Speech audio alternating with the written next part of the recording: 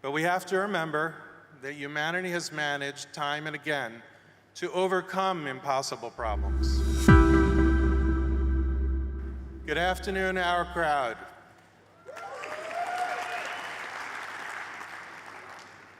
Welcome to Jerusalem.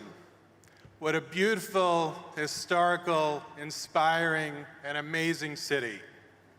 It's a pleasure to see so many friends here participating in this exciting event, one of the largest of its type in the world. Today, I wanted to talk to you about tackling impossible problems. As some of you might know, over the past nearly 3 years, I worked on what many would describe as an impossible problem. But we have to remember that humanity has managed time and again to overcome impossible problems. In fact, the constant progress of invention and technology is the most significant power moving humanity into a sustainable and brighter future. Our collective future must be one of health, prosperity, and a brighter path for all. It has to be that way. We are all partners in this world. There are those who look at an impossible problem and simply can't see past it. And then there are those, like so many of you in this room, who look at a problem and not see impossibility, but see opportunity. One to be overcome with the application of resources, talent, and ingenuity. In March 2017, when I made my first official visit as a senior White House official to Israel, I met with Prime Minister Netanyahu.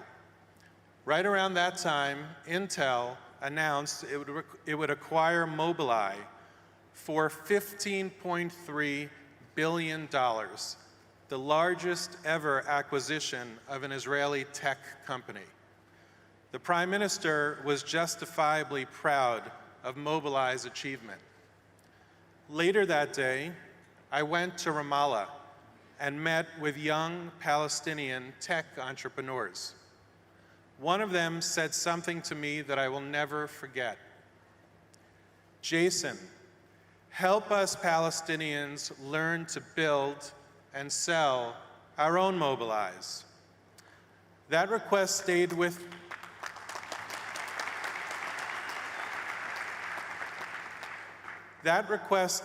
with me each and every day of my nearly 3 years at the White House as I worked on peace between Israel and the Palestinians and Israel and its Arab neighbors. I have thought about that request each day since I left the White House several months ago. Over the past 3 years, I have had countless conversations with young Israelis, Palestinians, and other Arabs in the region, ordinary people, presidents, prime ministers, kings, and other royalty, diplomats, as well as business leaders like so many of you. Do you know what we all had in common? We all share the same hopes, dreams, and aspirations. Really. No matter where we are from, no matter our level of society.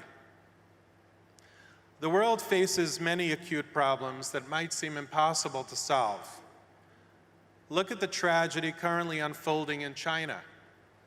50 years ago, we would have been unable to help prevent the spread of such a catastrophe or to help seek a cure.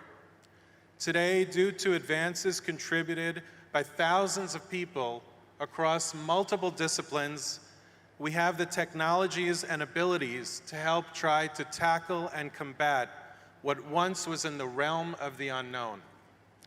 It takes a true ecosystem to allow the crazy ideas that solve impossible problems to be solved. Many of them will fail, but a few will succeed, and those few will change the fabric of our world forever. Some of you have had the good fortune of participating in such a journey, an adventure worth having that will positively impact millions, if not billions of people. That is the beauty of what OurCrowd has built in the form of this event. by bringing together close to 20,000 leaders that work to power these next innovations and in turn reap the rewards of taking such bold risks. It is a noble pursuit, one you should all be proud of. The miracle of the startup nation, the disproportionate amount of disruptive technologies and wealth creation events that come out of Israel is to be admired, but also studied. How can Israel be a light for the entire region and allow the spread of this type of thinking? The type of thinking that allows us to tackle impossible problems and solve them. I urge you to use this time that you have here together to forge relationships anchored in the goodwill of people from around the world, to put yourselves to work together in partnership to advance all of us.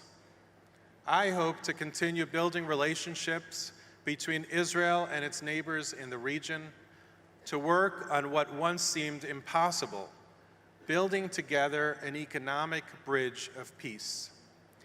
Israel and its neighbors working together on investments, innovation, and technology can together provide a potent new energy to the entire region.